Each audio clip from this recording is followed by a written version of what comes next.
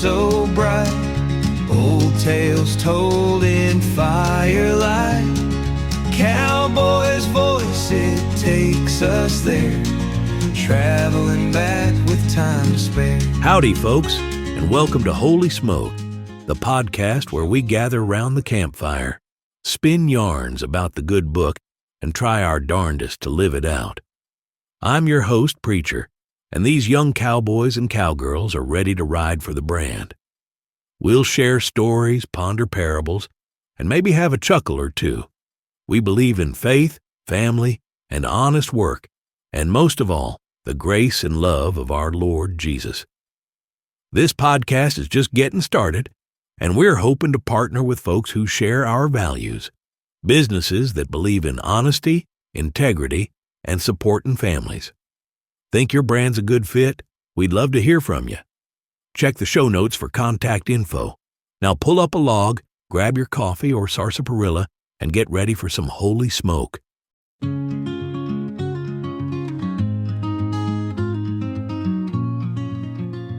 Howdy, buckaroos.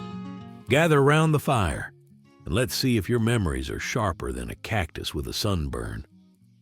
Last time we talked about a mighty ambitious bunch of monkeys who wanted to build a tower that reached all the way to heaven. Who remembers why? They wanted to be famous, Preacher. They were trying to sneak in God's pool in heaven. Ha! That's right. And they decided getting there was more important than anything else.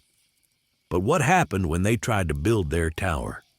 God made them talk in not the same language because He cared about their hearts. He sure did.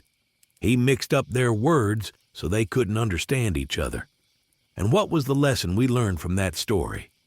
We shouldn't be prideful, and we shouldn't try sneaking in heaven, because it's the home of our friend Jesus. And we should be a good friend by spending time with Him so He knows we really like Him. Exactly. And God doesn't want to crush our dreams. He wants to strengthen our hearts. Now, tonight's story is a Cowtown Showdown, but it ain't about gunslingers or cattle rustlers. It's about two fellas, Abram and Lot, and a lesson about what happens when we let greed get the better of us. Can any of you young'uns think of a time when you chose the best for yourself, even if it meant someone else got the short end of the stick? I'll give you an example. When I was little, my mama used to make a pineapple upside-down cake that even a tumbleweed would turn back around just to catch a second whiff of. Now, I ain't proud of this, but I loved that cake so much that when Mama gave me and my brother a piece before he ever took one bite, I'd make faces like she'd just served us up a cow pie. And then I'd act like I was doing him a big favor, taking his cake and pretending like I was going to get rid of it so Mama wouldn't get her feelings hurt that we didn't eat none. Now, as far as Mama knew, both her boys love her cake, so she kept making 'em. And as far as my little brother knew, the cake was something even the flies wouldn't touch, and I was the nice big brother who made it all go away. But really, I would take both pieces of pie out to the barn and eat 'em all by myself. Did you ever tell your brother? Well, I reckon I probably should. Ain't ever too late to do the right thing. And you know, I don't think he ever did try my mama's cake. You should make him some. Now that's a mighty fine idea. I think I will. Well, how about the rest of you? I'll take some cake. I'll bring y'all some next time. But I meant, who else would like to share a time they chose the better part for themselves? Sometimes I go to the bathroom when Pa calls us for chores. Then my brother has to do all the work. I always pick the biggest piece of pie, even if it means my sister gets a tiny one. Whenever my cousins come over, I make them play my favorite game, even if they don't wanna. Well, thank y'all for sharing. I know it's not always easy to admit when we done something we shouldn't have, and each is a good example of how we can each act like Lot did. See, Abram and Lot were like partners, driving their herds across the land. Problem was, they had so many cows, sheep, and goats, the land just couldn't handle it all. Their herdsmen started squabbling, like a pack of coyotes fighting over a rabbit. Abram, though, he was a wise old cowpoke, and he knew something had to change. So he said to Lot, "We're family, and this ain't no way to be living. Let's separate our herds and go our own ways." Now, there were 2 different pieces of land. One had lush green pastures and cool water holes. It was even compared to Eden Ranch. Wow! And the other, well, it looked like the smaller piece of pie compared to this one. Now, which one do you think Abram chose? The best one. Oh, yay! Definitely. He sure could have. But he told Lot, "You choose first, partner." Now Lot, he jumped at the chance and picked the best land for himself, leaving Abram with the leftovers. That was nice of him to let Lot choose first. It sure was. Why do you think he did that? Maybe Abram knew there was buried treasure on his side. Ha ha ha. But remember, he let Lot choose first, so what would he have done if Lot chose the one with the buried treasure? Oh, yay. Ha ha. No, see, Abram was choosing something better than land. He chose the better piece. I thought you said Lot chose the better piece. Did you know peace can have 2 meanings? One is a portion of something like land or pie, but the other is an idea. The other is about tranquility and harmony. It's about wanting everyone to get along. Remember, that's what started the whole thing. Everyone was tripping over each other, and tempers were getting hotter than a branding iron. Abram saw this happening and wanted peace, so he let Lot choose the first piece of land to keep everyone from grumbling.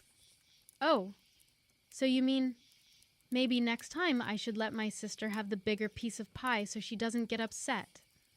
Or let my cousins choose the game. I guess I could help my brother with chores instead of hiding in the bathroom. I think y'all have got it, and you know what? God saw what Abram did and told him he was going to give him all the land around him. And I reckon if each of you buckaroos start choosing to put other people first, well, I think that would make God mighty proud of you. It's like the good book says in Matthew 5:9, "Blessed are the peacemakers, for they will be called children of God." Now, who's ready for a song? Don't forget to make your brother that cake. And us too. Ha ha ha. It's a good thing I have y'all to remind me. All right. You can take this old cowboy's word for it. Next campfire, I'll bring some of Mama's pineapple upside cake for everyone to try. Now, who's ready for that song? I am. Me too. I can't wait for cake. Ha ha.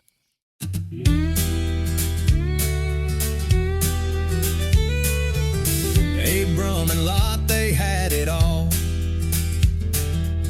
Land and cattle standing tall. But their herds grew bigger, their tents spread wide, till the land couldn't hold them side by side. It was a cowtown showdown, mooey miss galore. Grass getting scarce, tempers got sore. But Abram was no clown, he knew just what to do. Trusted in the Lord and said, "Lot, it's up to you." Lot looked east, saw the Jordan plain, water and green, a sight to gain. "I'll take that," he said with a gleam in his eye. "The best for me, that's what I'll buy." Abram just smiled and shook his head. "Take it, Lot, no need to dread. I'll trust in the Lord, he'll provide for me. Even in the desert, I'll be happy and free." It was a cowtown showdown, mooey miss galore. Grass getting scarce, tempers got sore. But Abram was no clown, he knew just what to do. Trusted in the Lord and said, "Lot, it's up to you." Lot moved his tents towards the city so grand, but trouble was brewing in that wicked land.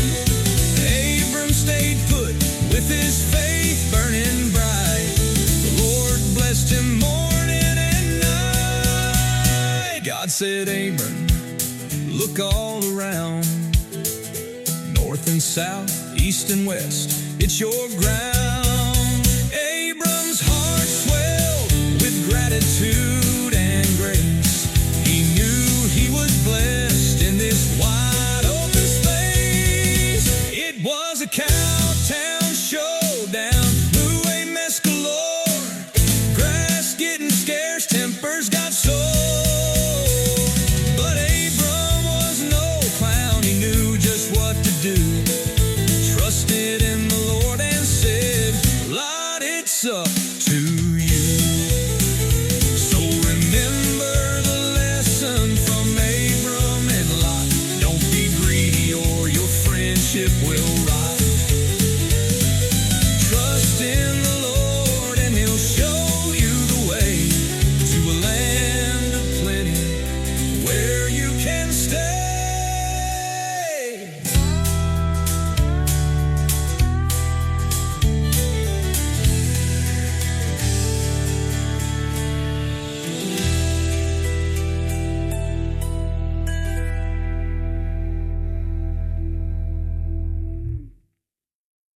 Thanks for listening, y'all.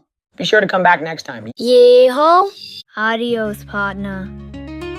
Holy smoke and flame so bright, old tales told in firelight.